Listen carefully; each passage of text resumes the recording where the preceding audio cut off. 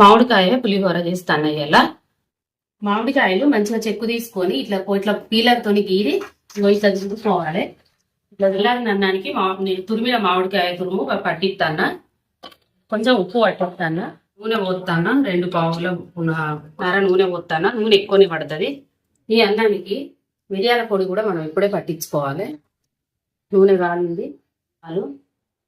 ఆవాలు కొంచెం ఎక్కువ వేసుకోవాలి. జీలకర్ర, శనగపప్పు, పల్లీలు కొంచెం ఎక్కువ వేసుకోవాలి. చిన్నపిల్లలు తింటారు. బొంబలు కావాలంటారు.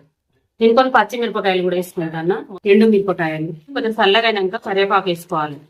ఫస్ట్ అయితే చిట్టపటలాడి మాడిపోతుంది. ఇప్పుడు కరివేపాకు వేస్తాను. చల్లగా అయింది, కలుపుతాను అన్నానికి. మామిడికాయ పులిహోర రెడీ. ఫుల్ వీడియో కావాలంటే ప్లే బటన్ మీద క్లిక్ చేయండి. మళ్ళీ చెప్తాను.